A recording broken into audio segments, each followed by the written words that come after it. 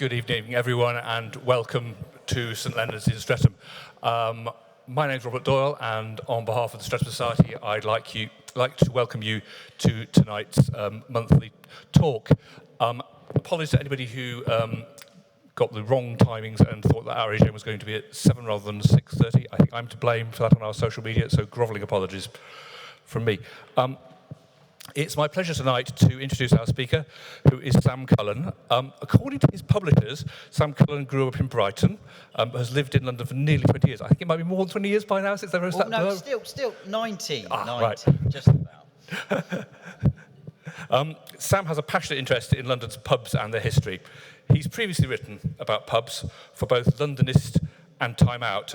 He contributed to Londonist's Mapped and the Londonist Drinks books, and in 2022 he also co-authored What's in a London Pub Name. That one you will have to go to all good bookshops for, with his co-author and good friend James Potts. So it gives me great pleasure to introduce Sam to talk to us about South London's lost pubs. Thank you, Sam.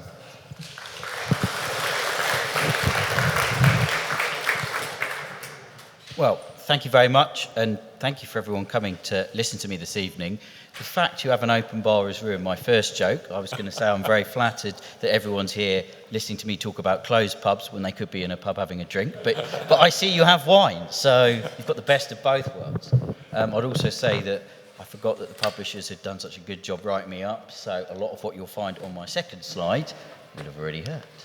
So yes, this is a little bit of an introduction to me. What I didn't say in the background of my publishers, the first thing I wrote about pubs was actually a blog. I went, there we go, there I am, to every tube station that was open at the time. It was back in 2013 to 2016, so there was no Battersea Power Station or Nine Elms, to try and find the best pub by each of them. Effectively, you know, like a guide, I know, you find you've got 45 minutes and you're stuck in West Brompton, where would you go? But the other stuff you can see, yep, that's Londonist Drinks, that's What's in a London Pub Name. And I think it's quite nice, you know, as the intro mentioned, that I'm originally from Brighton. I've made that journey up the A23, and I know actually some of your pubs, which are thankfully open, so I won't be mentioning them particularly today, actually began their lives as coaching inns when people used to go back between London and Brighton. And then there is that sort of, you know, that link between the two. Now, Mark, before I even started, made the joke to me, oh, did you just spend all your day in pubs? You could do that if the pubs were open. Unfortunately, obviously, when they aren't, you have to turn to books. This is a little, I think it was about 65 in total. If anyone's got a copy, you can sort of have a look and see what my bibliography looks like. About 65 books in total that I used to sort of glean interesting information to pull together my book. In total, there's 204 pubs in it. It was 205, then one fantastically reopened as I was in the editing process. I didn't mind taking that out. That was a lovely thing to do. And what I went for was ones where there was a bit of a story, something I could say about them. So you'll see there's a sort of interesting mix there. You know, you've got, that was really interesting, Romance of Thameside Tavern, good old camera. And then I didn't just look solely at pub books. So I'm sure the far right, you'll be aware of that. Those excellent Edmund Bird, Fiona Price books about architecture across Lambeth. And that actually helped me with one or two pubs that I put in across this borough because, you know, I think the architecture is as fascinating sometimes as the pubs themselves. So I wanted things that had a bit of colour. And I would, before mentioning a bit of colour, I would just like to say I don't intend this to be an overly depressing talk. I want this to celebrate the fact that these pubs existed and that we had them in the first place. So it won't all be doom and gloom because, quite frankly, we have enough of that in the outside world at the moment.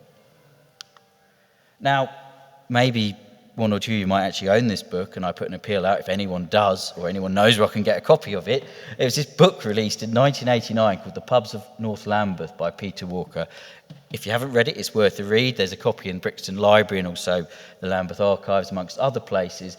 It's an incredibly idiosyncratic guide to the pubs of North Lambeth, all of the ones that were around at the time. And it's a very quirky style, but it's very fun and very enjoyable. I quoted a couple of times in my book extracts from that. Now, sadly, the back of the book, you won't quite be able to see, but the back of the book says that he was working on a pubs of South Lambeth during 1989. I've never been able to find that. I don't think he sadly ever did that, but I would love to have done that because the way he described some of those pubs up in the sort of Kennington, you know, Waterloo, Oval Way was incredibly sort of quirky is the nicest way to put it. Like one pub he turned against because he didn't like the size of the gents urinals, and then that coloured the rest of his review. But So you can just, and another one that is closed, but I didn't put in because it wasn't enough interesting, was somewhere near the Kennington courts, and he sort of said it's generally occupied by depressed-looking solicitors and burly female police officers. So I'm like, well, I'm not sure you could really say that. So God only knows what you've said if you got down through to the whole of the borough. I didn't bring all of them with me, but here is one that I did use. It was back previously. It's a lovely little book. It's Evening Standards Guide to London Pubs, 1973. Curiously enough, though, it doesn't have, because it came out early in the year, what turned out to be the Evening Standards London Pub of the Year 1973, which was the Pied Bull, exactly. Now the Bull. So obviously, there's loads in this book, and they didn't put it in, but I just thought that was interesting. Subsequent editions did include the Pied Bull, but at that point, they didn't. So what I'm going to do is I'm going to sort of present a collection of pubs. They're all across South London, obviously. Most of them are in Lambeth, one or two are in other boroughs. Not all of them, were in the book, because some, unfortunately, have closed since the book came out. But it's just to sort of give a flavour of some of the stories and some of the sort of people involved. But before starting this, we're not in a pub. I thought we'd just intersperse with a few little pub quiz type questions. It'd be nice if you had clickers. It'd make it feel a bit like Who Wants to Be a Millionaire. But in the absence of that, got a little poll for you here. This is based, the GLA collects statistics on pubs across every London borough.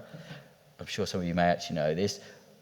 How many pubs do you think were in Lambeth in 2023 of those? So let's have a show of hands. How many think 130? So I got a decent proportion there towards 130. How many go for B, 150?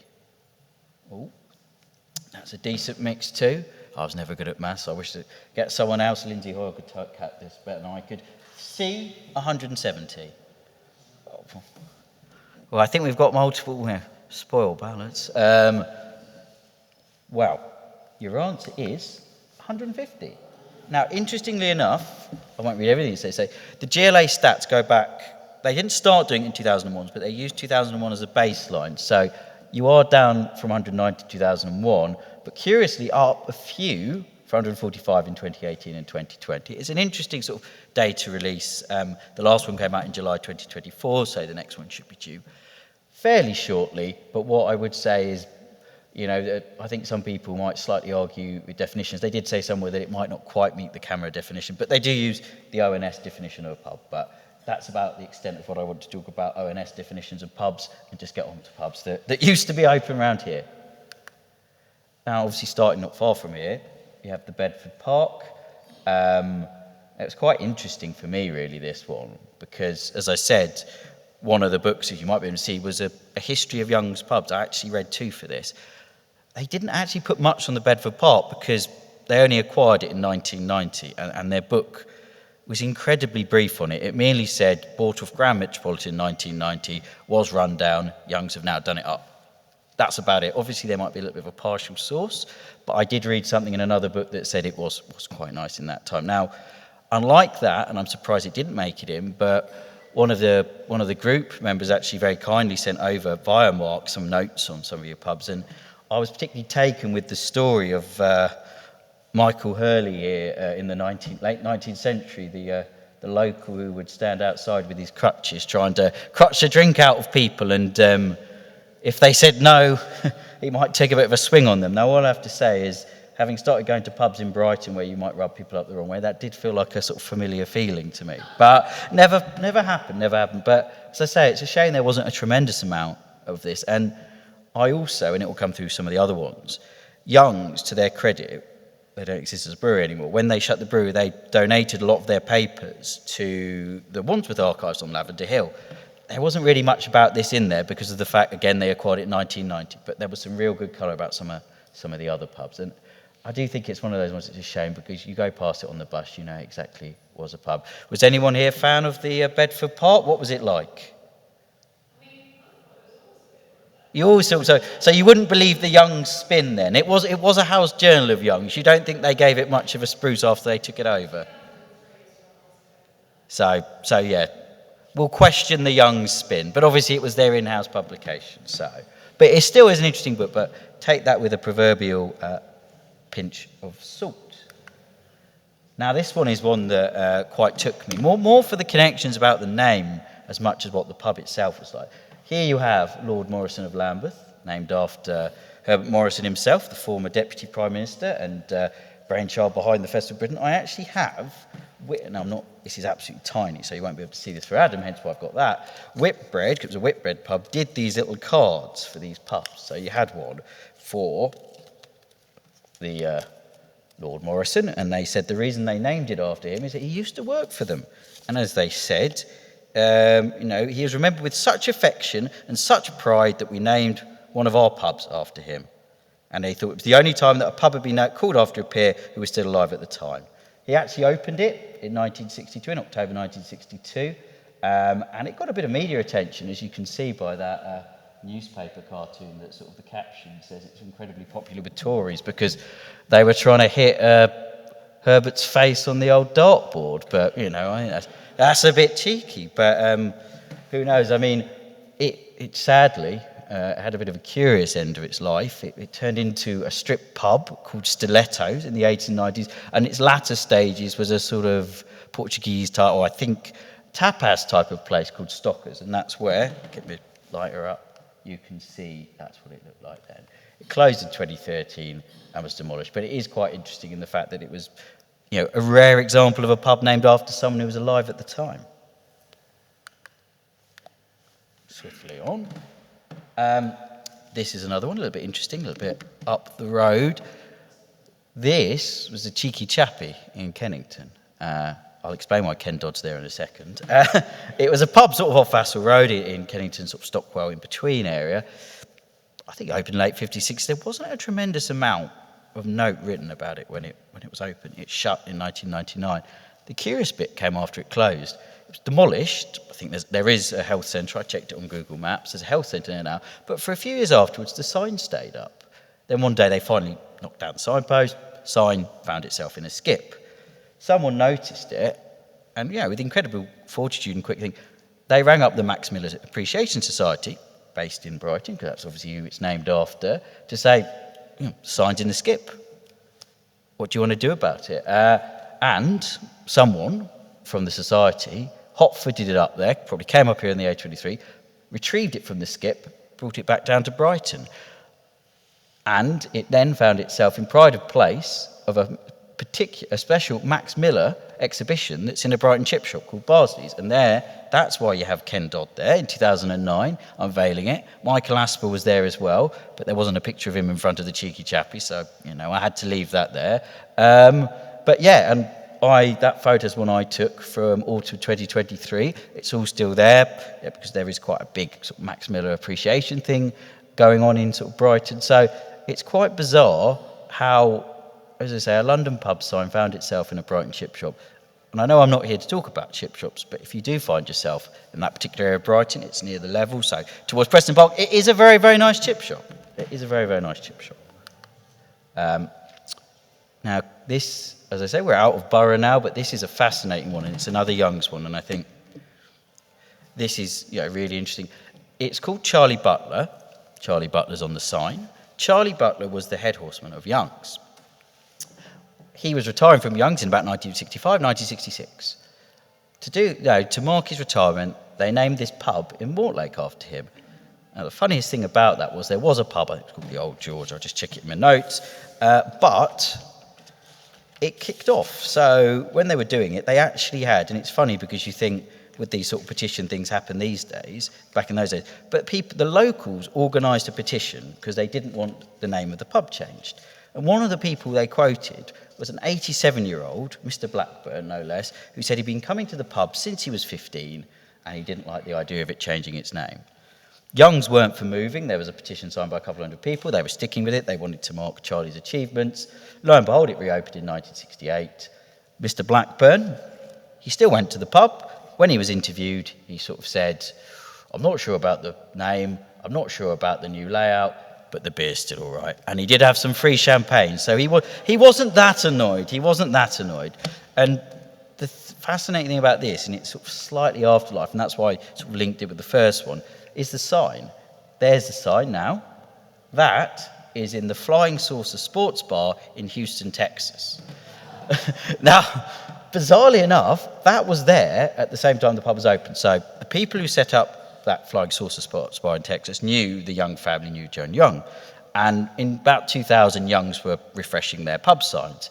And he said, well, would you like one of them? And Americans being Americans, they sort of thought, we quite like the Spread Eagle, that's a funny name. But they didn't get the Spread Eagle. They got the Charlie Butler. So that has been there for the best part of 20 years. And it astounds me because you'll have had countless Americans sitting in there watching the Dallas Cowboys or what other American sport teams they might be watching while they've got old Charlie Butler there with his horse looking back at them. And I think that's fantastic. And that's what I want to do, not just the stories of the pubs themselves, but it is fascinating that it's got this sort of afterlife. And when it opened at the time, they did say it was pretty much the only pub in London named after someone living apart from Lord Morrison of Lambeth. So obviously the name of the game is if you name a pub after someone who's alive, the pub doesn't last very long, sadly. Now, here we go. I don't know if we can... this is George and Dragon Vauxhall. This is where we have a little video. This is a little bit of fun. Just a minute and a half, so you don't hear it too longer. And let's see if it jogs anyone's memories.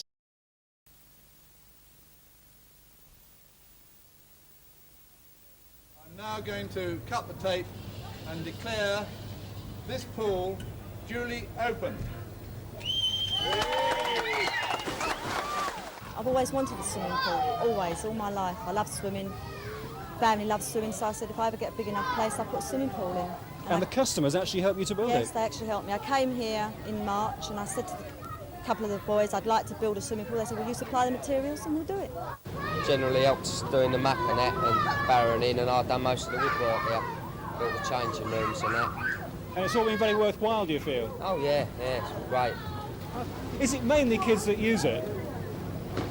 Well, there's a lot of adults use it, but you know, we open it for adults from 7:30 till 9:30 in the evening, and it gets pretty packed in, because when there's no kids in there, we can all have a right laugh, drowning each other and everything else. What do you get up to when the kids aren't in there then? Oh, well, no hanky-panky. All drinks are banned from the pool area, and last splash is at 9:30 in the evening. A lifeguard at the 5-foot deep end keeps a constant watch on swimmers. The pub pool has been a hit with customers and boosted business in a lean time for the trade. So much so, the pub is planning more developments. Next on their list, a gym, sauna and jacuzzi.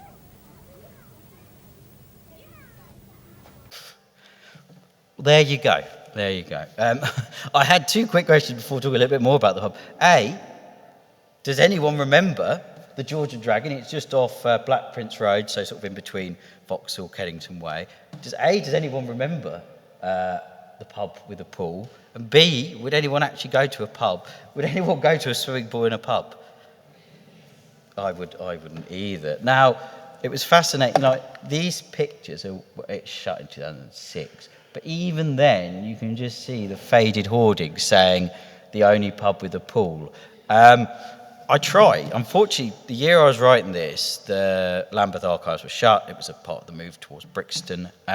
So I went to Southwark ones off Borough High Street. I trawled the archives of obviously the now sadly defunct South London Press all through 1983. The only thing I could find was basically a press release about the same time that was on Thames News. But that book I talked about earlier, the North Lambeth book, talked about the ill-fated pool. So I'm sure something untoward happened, but I can't for the life of me find it. But it's quite remarkable, the fact that they put a swimming pool in there. And I love that bloke.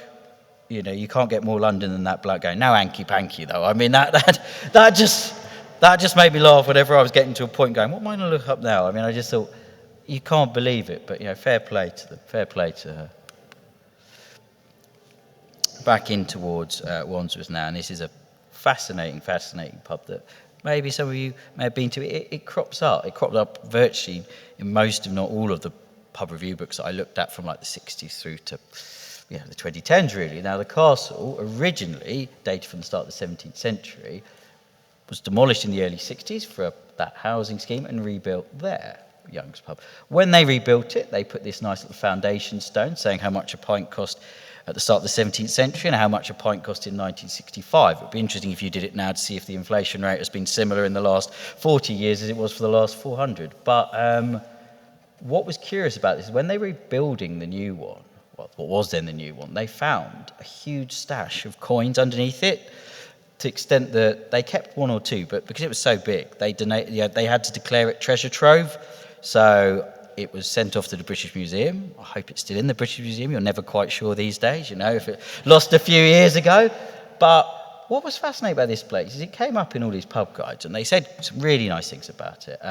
But virtually to every single one, they couldn't stand what it looked like. I know that people don't really like 50s, 60s architecture, but to me it doesn't look terrible. It sort of looks a bit like an Alpine lodge. I mean, there's not, but the people were calling it unspeakably ugly. I think that's a bit of an exaggeration. I mean, Time Out were fantastic. They sort of described it as being really grim outside, but they said once you got inside, it was as welcoming as a St Bernard dog in the snow, which I think, if you're going to be a bit evocative in your pub review, you might as well do that. But sadly, the second version of the castle lasted much fewer years than the first. It was demolished in 2011. Some new flats were built there. This is on Battersea High Street. That is where we're back in the swimming pool. That is where the foundation stone has been moved to. The original plan was to provide a pub on the ground floor of this new building. Regrettably, well, not regrettably, it serves another purpose. It has a nursery now, so that never really worked out, sadly. I did actually go to that pub. I thought it was pretty nice, but, I think it's a shame. And I don't, as I say, do you think that pub is unspeakably ugly? I don't think it's that bad a building. I don't think it's provoking any violent reactions, but everyone couldn't stand it. Now, this is one where the King of Sardinia, I mean, the name took me, and I think when I did my first book, what made me want to do this is I was looking at all these pubs with interesting names that were going to go in my first book, and it's like, damn, they've shut. This is actually one that I got directly from reading the Lambeth Edwardian, the Edmund Bird, Fiona Price book, because it was mentioned in there, and they just described, in particular, what did he say? I mean, I'm sure. I think you've had Edmund here before, but the way they described those chimneys, I think he described it in a particularly evocative way that only someone who can write well about architecture. I think. He said a riot of well-detailed decorative features. The barley sugar chimney. I mean, it is very nice. I mean, it didn't sound like it was particularly fascinating either way as a pub. The website Brixton Buzz Urban 75, which I think probably wrote about it at the time, and now is one of those examples of those websites that's been going for 25 years, is an almost piece of history in itself. Referred to it as sort of a mixed place. But yeah, I mean, it's now a house, but I couldn't disagree. I think they are sort of riotous, and those little pillars there are quite nice as well. Where does the name come from? I think it was sort of dating from the sort of 19th century when there was all the sort of alliances, with that particular part, or maybe to do with the sort of Napoleonic conflict. I mean, I'm guessing a little bit here. He did say a bit more about it, Edmund Burke, but I was slightly taken more with his description of the sugar barley, the chimneys. But it's a good point, because it did have the nickname of the King of Sardines, so I'm afraid the locals didn't quite respect it as much. But we're going a bit more local now. This actually, as I'm sure you all know, wasn't actually a pub for very long. It was latterly Pratt's and Payne, but then the Goose. But before that, the Furs and Firkin. And here's a sort of another question. When I was researching back about this place, when it turned from being the Furs and Firkin to the Goose in 2000, I think a guy called Larry Brandish, who was the local manager of this and a few other of the Goose chain pubs, said, does anyone have any good stories? Anyone have good, fascinating stories about this pub? If you do, send them in, and you'll get a meal for two and a bottle of wine worth £20. Did anyone send any stories in about the Furs? Did anyone? I don't think anyone here, sadly, got the option, but I don't think there'd have been tremendous amount of stories of a pub that only been there for a handful of years and used to be a Burton's Taylor's. But he meant well, and obviously I know in its most recent incarnation, and when I went a few years ago, it was obviously Pratt's and Payne, and I think you'll all know why it was called that, in terms of the links to a department store, and also links to a certain madam. But I think that was part of the Antic pub chain, which has recently gone under, it actually split away from Antic in 2020 when they sold some off to Portobello. But the one thing I would say about Antic was fair play to them, that a lot of the pub names did sort of hark back to sort of the local area, and I always think that's, that is interesting. I mean, I thought the pub was all right. I was never particularly taken with the ale selection there, so I didn't really stay that long. It will be interesting to see if someone can take that on, because it is right next door to the Wetherspoon, so you are the equivalent of being like a shopping centre in Switzerland right next to the border with any other country. People might nip across somewhere cheaper. This is another favourite of mine, just up towards Loughborough Junction. And I would love to know why this one was called the Hero of Switzerland. I couldn't for the life of me find out why you call a pub by the Loughborough estate the Hero of Switzerland, but they did. Sort of post-war 1950s.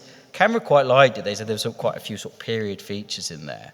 And it was pleasant enough. I know that flat roof or slightly flat roof pubs have quite poor reputations, but I think it was quite pleasant in its own way. It shut around the pandemic because, again, proximity to Loughborough Junction, you get a good amount of trains into London. There's going to be an 8 or 9 story tower block put there.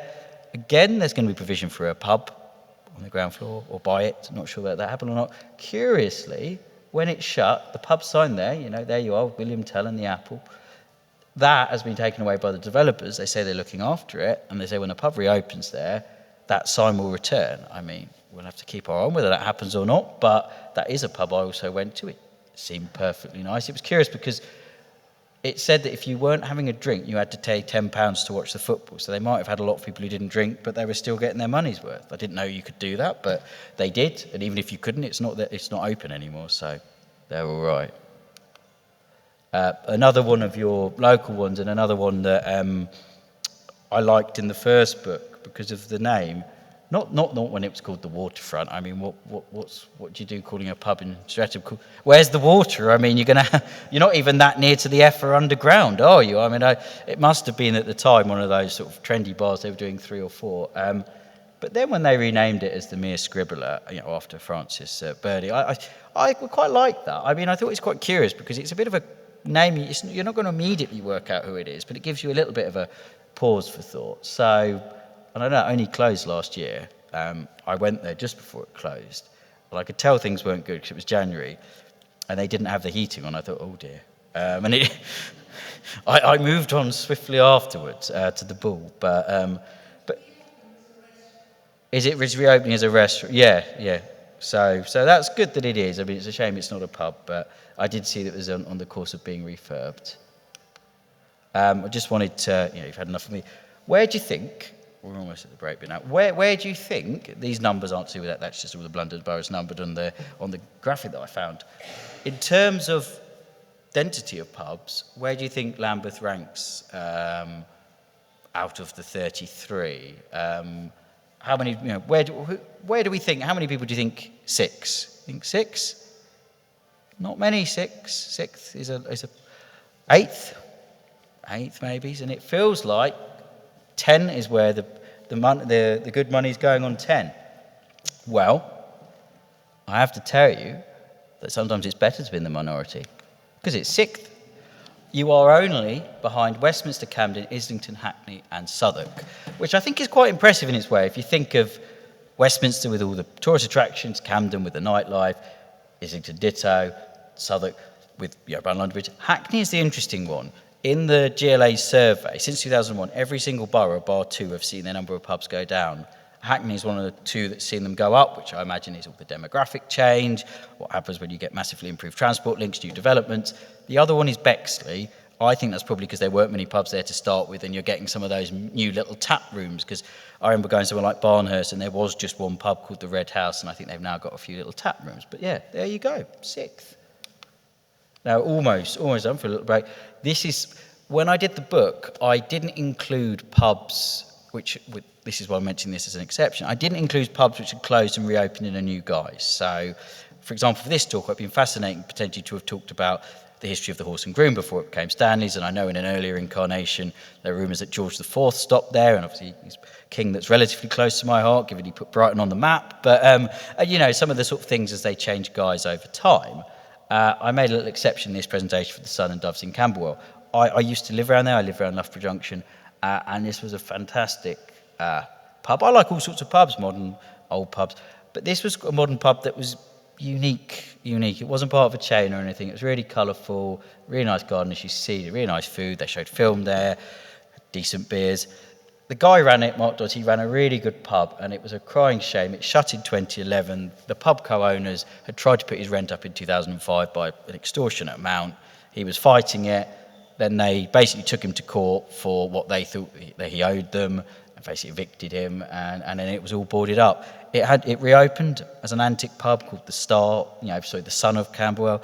Perfectly fine, but it lost its unique thing, and especially because he opened it in the mid-90s, whereas I imagine some of the arty hipsters probably weren't quite in Camberwell yet. So he started there quite early, and it was a particularly shame when that place went.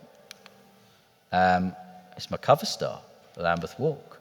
Now, this was the last pub to stay open on the Lambeth Walk itself, because it closed in 2010. It already sort of began as the Masons' Arms. It was only renamed the Lambeth Walk in the 50s after the Second World War got a bit of bomb damage.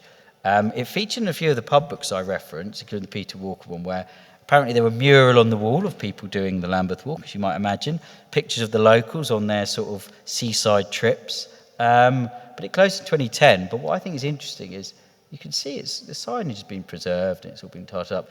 I was there, or almost there, last Monday at the Three Stags, which is the pub right by the Imperial War Museum, and you see out the window, and the Lambeth Walk still sort of looks in pride of place. There is one other former pub along the Lambeth Walk you can spot that's called like the Lambeth Eye Hostel. So again, it feels a bit like a pub on the ground floor. But yeah, that hasn't been a pub for years, but I thought it's quite curious. And I used to also live on the Lambeth Walk, and I know Lambeth Walk and Lupino all have these sort of Streatham connections, but I'd like to sort of drop that in there. Last but not least, because I think we're coming up to 8, and I think that's our sort of half-hour breather. This only shut last year. It was a very modern place called the Tram and Social with Tooting. It was lovely. I mean, as time went on, it started to feel more like a nightclub than a pub, but it was really impressive when you got in the building. You wouldn't expect much going up, just up from the station, but that is a theme, because a few doors up is that gorgeous, the bingo hall that has that gorgeous theatre at the back. So you've got two of those things. It's not as gorgeous as the bingo hall cinema, but it was still very, very nice. And you see the nice chandeliers and what have you. I actually had my 24th birthday there. I wouldn't write about what happened in that in a book, but the pub were very forgiving. They cleared the dance floor when my glasses fell off. That's all I can say. So I'm told, I don't remember. But it was also an antique pub, and closed when Antic went under in late 2024. I really do hope it reopens, because it's just such an impressive space, because that view was taken from, they had this upper bit, seeing all the tiles and it being an old sort of tram depot, as it were. So, I hope it reopens. They also shuttered another sort of famous sort of South London venue that was one of the last antique pubs left, was the Dog Star in Brixton, used to be called the Atlantic, the one you can see just down Cold Harbour Lane. That also shut tail end of 2024. They found buyers for lots of the antique pubs in other parts of London, like the Leighton Technical, Clapton Hart. They haven't yet here. I would hope they find buyers for both of them. I appreciate, though, that the Tram and Social in Tooting is quite a curious space. I think that is a very nice little moment. I've talked enough about drinks for you to have a quick drink, and then we've got a little bit just to sort of end on a more upbeat note about pubs that are still with us or have been successfully saved. So I think that was a very neat 30 minutes all told. Thank you.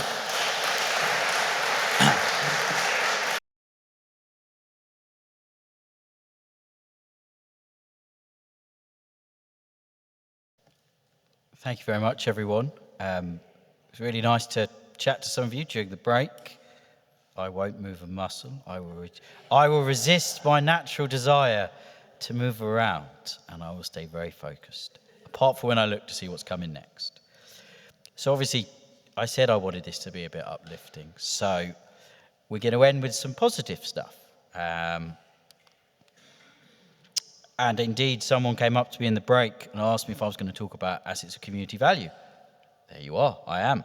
Now, I'm sure everyone's aware of what they are, because you just mentioned the Streatham Theatre, which I think I understand you've got a big campaign to make, an asset of community value. So without going into too much of them, I mean, pubs obviously fell into that category of buildings that could be, designated of them, starting pretty much almost the moment the Locatism Act came in back in 2011, 2012. What I've got on the screen, for those who can see, it is 2 that were, I don't think either of them are now, but started off at one point with asset community value, which helped keep them open. You've got the Grosvenor Arms and Stockwell. I'll put my hands up. I've never been there. I probably Is it good? Does it have a good... I read online it has a good selection of beers. It's good pizzas as well. Well, I'm getting a nod. I should go. And the Cambria, which I obviously, as you know, I used to live around Loughborough Junction. I have been... I had no idea that it I think it shut twice, didn't it? And fair play, because one of the trends I'd say I noticed from researching the book is pubs that are slightly on a side street, they're always, I think, feel a bit more susceptible. If you're on a main road, you're always going to have steady passing trade. It's a bit harder when you're not. So these are 2 pubs in Lambeth which were in part saved because they're assets of community value. And I think it's kudos to the work that CAMRA and other organisations do.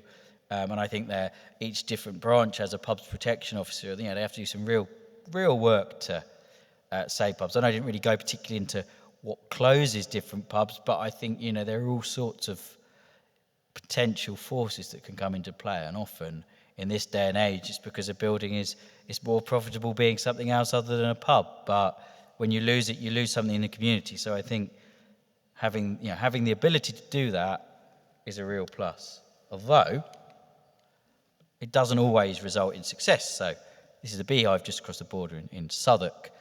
It's been an asset community value twice, first in 2015, and it's got one, I think they last for 5 years. It's got the second designation, started in 2020. It's been shut since 2020. The local community is still doing their utmost to reopen it. I have never been, I didn't go before it shut, but it sounded a fascinating place, and I think even more so, it was from what I understand, one of the last buildings that actually survived on that street. The rest was damaged during the Second World War, but the Beehive remains. So hopefully, and it looks very, very nice. I mean, I know a sunny day makes everywhere look nicer, but to me that looks very, very nice. So hopefully people can save that. Hopefully they can. I believe I've got another quiz question for you coming up, so I really will try not to move around, getting excited doing my quiz host. Yes, here you go. So, this is the last one, I promise. Your hands can have a rest after that. Which of these London boroughs do you think has the most assets of community value? Starting 1, Hackney. Who thinks Hackney? Hackney, we've got a couple, 3, 4, 5, 6. Assets of community value. B, Camden. Always a good, that will probably be a sizable majority towards Camden. And last but not least, friends from across the way, Southwark. So I'd say a small, it felt like small Hackney, Camden, Southwark, 50-50. Camden. There's 15. In a response to a question, you can look online. It's on the mayor's. There are 15 that were designated active as of autumn 2024. I'm not totally surprised by that. When I think of pubs that have been saved, partly as a result of being asset community value, I can name just 3 off the top of my head in Hampstead, and I get that, it's quite well-heeled, well-resourced people who can do, because an ACV is a great first step, but you still only get first refusal, and you've got to have the resources to try and take that to the next level, and they do in Hampstead. And I mean, they've saved the Magdala, which is by the Hampstead rail station, which obviously has a lot of history to do with Ruth Ellis, although I have heard rumours that the bullet holes have just been put in by a landlord in the 1980s, so maybe don't believe that. But it does a fine pint of Harvey's. So I hope everyone heard me say that bit. A couple of others, the Old White Bear and the Duke of Hamilton as well. And then I think there's probably a few sort of Camden High Street as well. But yeah, there you go. Now, what I found writing this book is it made me think, God, I wish I'd been to some of these places. Some I couldn't do because they shut before I could go to pubs, and I wasn't living in London at the time. But the other thing it made me think is, what are the places that I really wouldn't want to see end up in a book like this? So almost, my closing thing is just 5, because 5 always sticks well in the head. 5 what I'd call side street pubs that if you've not been to, I would thoroughly recommend you do. Well, no, you've got one before that. I've got another reason to be cheerful. These are 3 pubs that have all reopened, having been closed in the last couple of years. In the case of the Blue Maid, you can still smell the paint. It only opened a couple of weeks ago. Historic pub. It was called the Blue-Eyed Maid for a bit. Wasn't that great when it was called that. It was open till early hours, had karaoke, the walls sweat. I think someone's asking, do you remember? It was great. It was definitely a guilty pleasure, though, wasn't it? It had its charm. It got shuttered after COVID, has reopened. Maybe it's a bit too varnished now, but it will get life as time comes up, The Trafalgar, if anyone's a camera member, I'm sure you're aware of this. It's a cracking pub. It's actually somewhere I found when I was doing my first project, when I was doing the blog I got off at South Wimbledon. There are some fairly unremarkable pubs right by the station. Wandered down a side street, found that place. It's shut, either just before COVID. I thought, well, that's going to be a goner. Reopened a couple of years ago. I understand there was a recent threat to it, but a planning application was recently refused or withdrawn. So hopefully we've got a bit of the Traff a little longer. And last but not least, there's the Old Justice in Bermondsey, which is along that bit just beyond London Bridge towards the river, quite near the Angel. You're here as well. That's a really nice pub. You've got your Brewer's Tudor frontage, and it is really nice, and I'm glad it's reopened.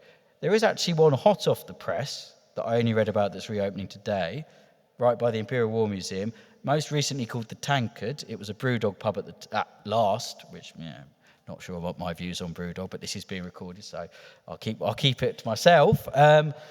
But it's been shut for a couple of years. It's reopening in a couple of months, and it's going to be run by the team who run the town of Ramsgate all across the way in Wapping. And if you know the town of Ramsgate, definitely not in South London, but a cracking pub. So I only saw that this afternoon. I'm very excited by that because I've always looked at that place and thought, that's got potential. It used to be like this cocktail bar called the Grand Union. Then it's a Brewdog. It's got that little roof garden looking over the park by the Imperial War Museum. That's due to open in July.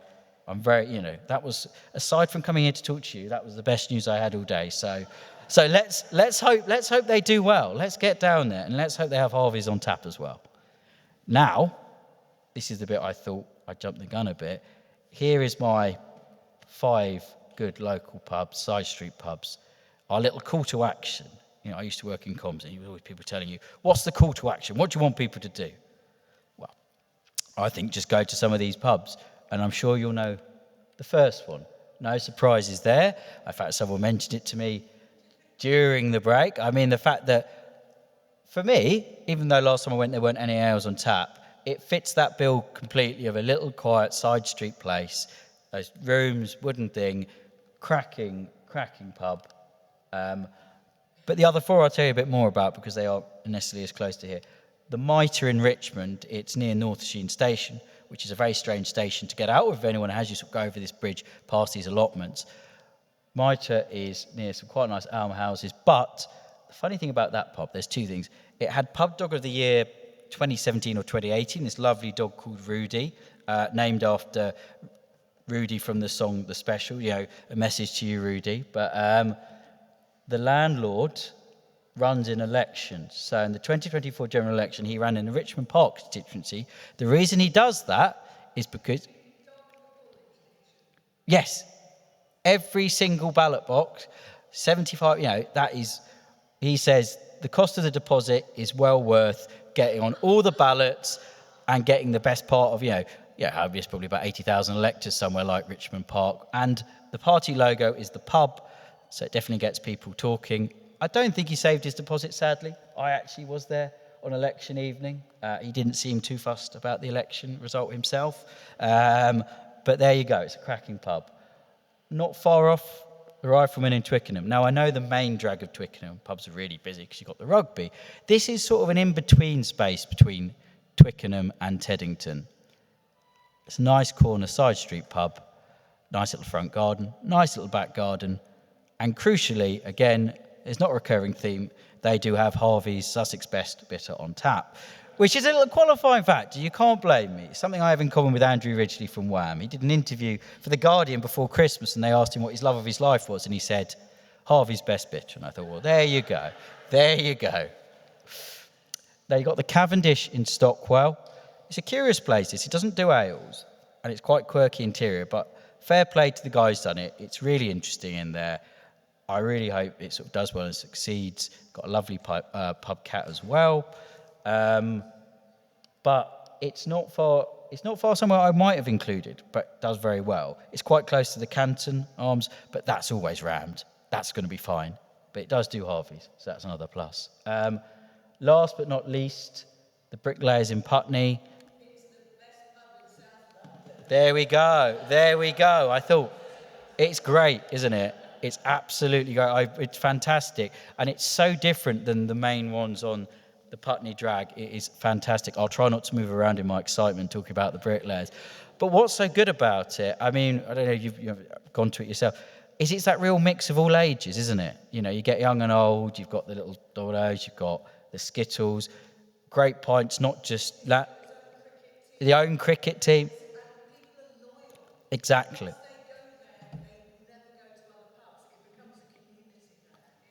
Well, that is exactly why spread the word. I think it's fine, it'll do fine, but that's why I wanted to mention it. You also get great pints of not just Landlord, but Boltmaker and the other Tim Taylor beers, which don't always travel that well in other London pubs, but they're great there. Gardens at Little Yard at the back to Sun Trap this time of year.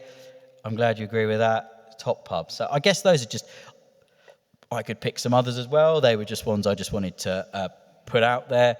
And before sort of going to questions, one or two people asked me about the Greyhound and latterly the Rabbit Hole. I was really in two minds about putting it in this. I didn't, because I gave whoever owns it the benefit of the doubt that it will reopen soon. I know it said it's been reopening soon for a while, but I found that a really curious place when I went in 2018 with all the weird Alice in Wonderland stuff. But a lovely building, you know, you could do something really nice with that. And the one time I went, it was absolutely freezing. I'd come here to go to the park, which is a really stupid thing to do in Beast from the East. Went into the pub, and they had these weird sizzling grills. I remember like they'd come through with all the smoke, and it was like a spectacle. But it did have a very nice pub cat that sat on my jacket for about 2 hours. So I didn't leave the pub, and unfortunately, because we're so bad, you know, with old phones and stuff, I never took it out. But that made me stay there, and it sounded like, it was a lovely building. It was another one that was in the Edwardian architecture book from Lambeth, and I think that Edmund Bird, would describe the cornices and all everything else that went with it. I didn't put it in for that reason because, touch wood, you can't hear me doing that, but touch wood, it will reopen, and maybe it won't have so many weird rabbits on the wall. But who can tell? Who can tell? We can only hope. But that sort of brings me to close, because I wanted to end on an upbeat note, because there are still plenty of good pubs. There are pubs reopening, and I think it's all we can do is to keep places, and like, as you say, the passion of places like the Bricklayers, keep them open, and that's what I sort of see this as a sort of mission to do so. And I know that communities such as yourselves are really good at being those sort of sharp-elbowed people to keep them open. So thank you so much for your attention. Thank you for your patience when I moved around too much or spoke too fast. But thank you very much for that and for the questions during the break.